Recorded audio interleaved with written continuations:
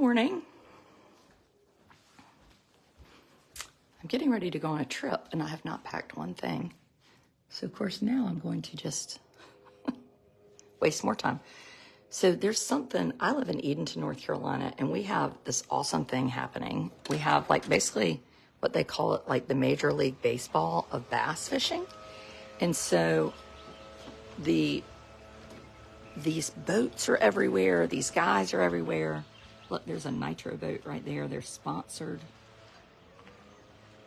Meanwhile, my dog is like barking at people. I mean, and I was just thinking like, okay, this is great for our community. Like it props up the economy. It's amazing. It's wonderful. But we still have one problem in Eastern North Carolina. One teensy weensy problem. I got a call this morning from a person that works in our school system, my school system, who I've known forever. Her kids were in preschool with my kids. And I thought, well, I thought I knew what she was calling about. Well, I didn't. And she said, you know, I'm calling you because you're an advocate. And I was at this county commissioners meeting earlier this week, and the superintendent was there, and there were teachers there, and there were coaches there, and we need more money. So in the last, 5 years, 10 years, we've lost 58 positions in our school system.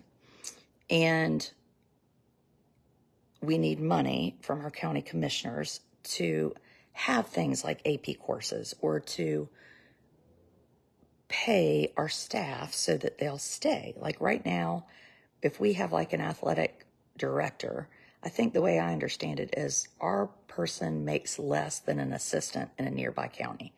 Because the way it works in North Carolina, and I realize many of you aren't in North Carolina, the way it works in North Carolina is the state pays you, I think it's per 25 kids, you get a teacher's salary. So the difference in North Carolina and Vermont is that North Carolina expects counties to supplement teacher salaries. So you get a supplement or a subsidy.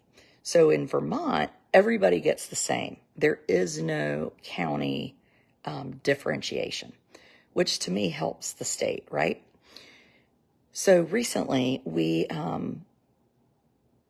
had a person that we heard was thinking about moving to Edenton, amazing person. Love Edenton, love everything about it, but they have a son. And the dad's an anesthesiologist. They're coming from a big city in North Carolina, and they have a son. And the mom and I talked about the son has some different learning needs. And the only reason they might not move to my town, and I hope my county commissioners are listening to this, the only reason they don't want to move to Edenton is, guess why? Bing, bing, bing. The school system. And it's not our teachers' fault. It's not our administrators' fault. It comes down to funding, and it comes down to who you are voting to be in charge in state government. I have been a Republican my whole life. I was raised as a Republican. My dad owned his own business. He would talk to me about, spending money and paying taxes and all the stuff. I get it. I have been rolled up and raised in being fiscally conservative. But you know what happened in North Carolina?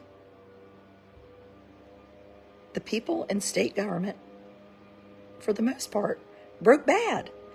And so now we have this new thing that's really fun called the voucher program. So North Carolina wants to spend, or is going to spend, $500 million a year for people to leave the public school system. And you might say, well, I think people should have choice, or your kids go to private school, and la, la, la, la, la, la, la. Well, I would tell you a few things. One, North Carolina, has the fewest requirements of any state in the entire country for who gets voucher money. You don't have to be accredited. You don't have to have licensed teachers. You don't have to have a certain curriculum. You don't have to do testing, and you don't have to have attendance. But we're going to give you, some schools get millions of dollars a year. Does that make sense to you? So meanwhile, my schools down the road, in order for them to get money, they have to have licensed teachers. They have to go a certain number of hours. They have to do testing. Now, the newest thing is they want the teachers to put up their lesson plans within 10 days of every lesson. It is nuts, the rules we have to follow. And why? Why is it nuts? Because at the end of the day, if people took a voucher versus staying in the public school system, it would save the state of North Carolina money. So you might say, well, you're fiscally conservative. Isn't that good? Don't you want that? There's two big problems with that. One, public education is in our state constitution. We are required by our constitution to provide a good and appropriate education to children. So it's in our state constitution. Two, well, now I'm going to forget what my other problem was. Two, let's say you have a private school comes in and they set up shop and they're like, this is great. We're going to get all this voucher money. And Joe Whack-A-Mole is in charge of the private school. Joe Whack-A-Mole makes, $500,000 a year. He's loving it. He's teaching people nothing, but maybe people like it better because they said, you know what, we're not going to have kids with disabilities at the school, or we're not going to have this, that, and the other. Well, Joe Whack-A-Mole, he buys a Powerball ticket. And Joe Whack-A-Mole says, I'm moving to Kiowa. And he closes up shop. And all the kids in Edenton, now this has happened in certain states, Michigan. Joe Whack-A-Mole says, I'm moving to Kiowa. I'm closing the school down. Well, then you have all these families that live in in Edenton, and they're like, well, now what are we going to do? There's no school. Well, then the county commissioners who are living high on the hog are going to be like, we got to set up a school system. Do you know how much that's going to cost? Do you think you're going to be able to find teachers? Because at this point, all the teachers have moved away. Those teachers have gone to Dare County. Maybe they've gone to Wake County. Maybe they've gone to Mecklenburg. Maybe they've gone to Hyde County.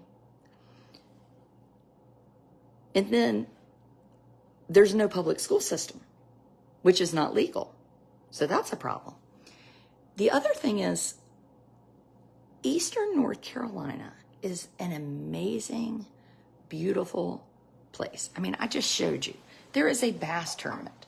There is someone with far more followers than me here fishing, running the show. They're going to bring millions of dollars into my community. All the people in Raleigh and Charlotte, they love to come to Edenton. They want to come here and they want to go tubing, or maybe they want to see the first capital of the colonies, even though New Bern pretends it is, it's not.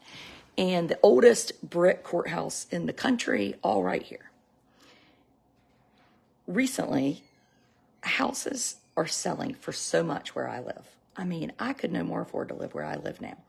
You might have a little house. Houses are selling for $100,000 over asking. Houses are selling for close to $1 million that aren't anywhere near the water. And I'm not talking like Taj Mahals. I'm talking like pretty houses in Chowan County. But you know who's not moving here? It's the retirees. The people with the money move here. And the other thing that's to be noted about the people, they don't have young children. So our superintendent said years ago, it's very hard to get teachers here. We get teachers that are from this area, married someone from this area, or have a history with this area, like myself. My husband grew up coming here in the summers. He knew he wanted to live in Edenton. We had a personal connection to Edenton. We're here.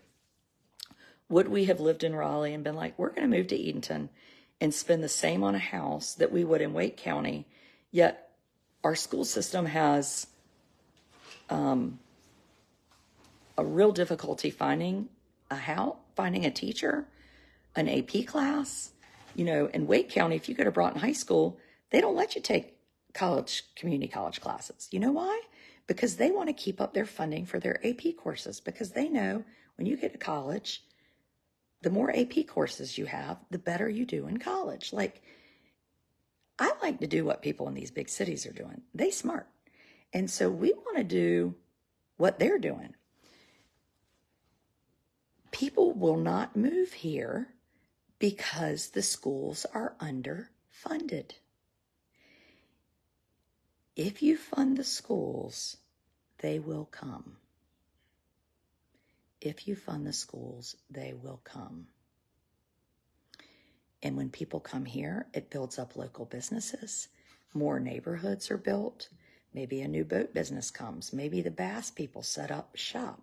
So what I need the county commissioners to understand is we want to build up Eastern North Carolina.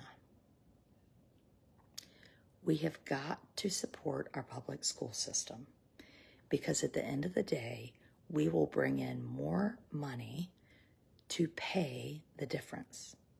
So like the public school system is recommended by the state of North Carolina to have like an 8% fund balance.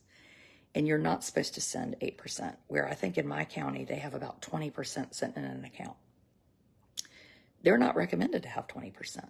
So like in my county, there is money to be spent, and they don't want to spend it. And I don't know if people don't understand. Somebody said to me, well, have you ever tried to talk to some of these people running, you know, who don't get it? And I was like, sort of, but they don't understand. What they think is that North Carolina is like going to hell in a handbasket when it comes to like curriculum and teachers trying to make your kids transgender. I mean, it is the biggest bunch of bullshit. Teachers in North Carolina have way more to do than trying to convert your children to become transgender atheists. And I don't even have a problem with somebody that's transgender and atheist. If they want to pay their taxes just like me, I got more shit to do than worry about people's personal choices. And you should too. The same way when my boys were little and I dressed them in little bubbles and smocked outfits. I mean, they looked like little Lord Fauntleroy. And there was some man, we were at the soccer field, and he said, I said to my husband, I can't believe you let your boys dress like that. Your wife dressing them like that, turning them into, I won't say what he said. And my husband said, you know, I thought about what you're saying. And the way I figure it is, if I'm worrying about what my sons are wearing, it means I'm not working hard enough. And he just walked away. Nothing like cutting off somebody's you-know-what. My husband is so wonderful. He's awesome. So I would just, you know, I'm not trying to alienate anybody. I just want people to think about, why do retirees move where we live? Why do they pay hundreds of thousands of dollars for houses that would be cheaper an hour down the road? My town is amazing and wonderful, and we have people that want to live here, but we do not have people that are moving here with small children because they are concerned about the school system. And the school system is tied to decisions at the state level and funding. You know? And it's a lot cheaper to give somebody a good education than it is to pay for them to sit in prison. $38,000 a year, prison. Education's about 10. Like, maybe the people making the decisions are thinking, like, maybe they're like, well, I'm white and I'm 70 and I'm going to die in 10 minutes. I'm not worried about, my generation is done. What I'm talking about is my grandchildren. And do I want do we want Eastern North Carolina to thrive generations down the road? And maybe the people in charge just think, well, I'm going to be dead. Why plant a tree? Because I'll never see it grow. That is not how I do business. Yeah, I'm from Nash County. Very similar issues going on there. And you might say, well, you kids send your kids to private school. What? You don't have a dog in this fight? Well, I would tell you two things. We go to a lot of doctor's appointments at Duke. Do I like having a hospital in Edenton? Yeah. And you know why?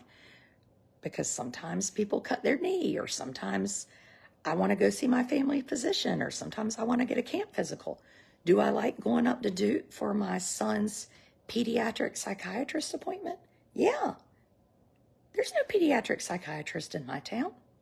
Do I think someday if we did it right, we would have people like Dr. Copeland move into Edenton? Hell yeah, and then I wouldn't even have to drive to Durham, right?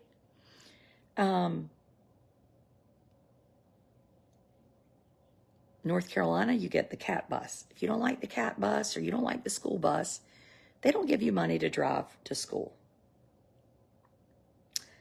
We have currently one child in a public university in the state of North Carolina, one child going to private school, one child up in the air, and one child in public school. I would say to you, I am so thankful for public school. If I didn't have children, before I had children, I majored in education. Education is the heartbeat of the community. If we don't support it, we will go down in flames. And you might think, oh, she's dramatic, she's a liberal, she's this, that, and the other. Ain't nobody liberal who pays 42% a year in taxes. So I do this video, and Facebook says, well, I'm going to give her $80. Well, I got to send about 30 to the government. While y'all are sitting around on your asses watching me, not making a penny, I'm paying the government. So don't talk to me about taxes. And go do a Google search. Public school systems that shut down after vouchers. Just do a Google search, and you'll see communities that shut down. It's a true story. It's a true story. So if you like to live in Edenton and you think you like vouchers, I would just tell you, are you going to like to live in Edenton when the school system shuts down and then the hospital shuts down? Because the two are very closely tied. They're the biggest employers in the community. And maybe you have an amazing business in Edenton and you don't even have small children anymore. You love your business. It's great. You have employees there. Well, once the school system shuts down and the hospital shuts down, all the spouses of your employees don't have jobs anymore. And then their kids don't have a good option for school. So then you're going to lose your employees. So your amazing business that you have trouble getting people to come work in, you know, that's like the newest thing. Like, we can't get anybody to work. Well, you ain't seen nothing yet. Who is setting a freaking alarm in this house? You will have no employees. So your business that is, maybe you manufacture windmills and you live here and you love Edenton and you're going to do this. Well, your business is going to shut down too, because you're not going to have anybody to people to work. So what you see happening at the public school system with the inability to find teachers is going to trickle down to local wonderful businesses. You will lose employees. You will lose families. Property values will go down. People will not pay property taxes because they're going to leave here. It's all connected. It's all connected. So if I owned a business, which I sort of do here, but it's not like really, if I owned a business in my community, I would be like, well, the smartest thing I can do is build up the public school system, because I want families to move here to work for me. I want people to love Edenton. Then they're going to spend money at Food Lion, and they're going to buy a boat here, and they're going to use the water, and then they're going to pay to keep it at the marina, and this, that, and the other. Liberals and high tax rates. Well, maybe not you, Valerie, and not all liberals. I noticed that the billionaires don't mind how their money's being spent. It's because they have so much more. And I'm paying for 3 teenagers. Anyway, just think about it. It's all connected. So supporting the public school system is the nucleus of a community. Supporting the public school system then branches out. It's like Bronfenbrenner's ecosystem. It branches out, so then it supports our hospital because a lot of those people are married, work at both places. And then when you support our hospital, you support property values, you support restaurants, you support businesses, you have staff members. No, we're not losing teachers due to lack of discipline, Phyllis. I think what you're seeing is if we've lost 58 positions in the last 3 years, you're seeing we have lack of staff. So years ago, Phil Berger compared assistant teachers to typewriters. So we don't have assistant teachers anymore. Well, discipline, what somebody might deem discipline, I would deem you're taking people out of the classroom. How are teachers supposed to teach and manage children? You know? I got to go turn this alarm off. Carry on, people.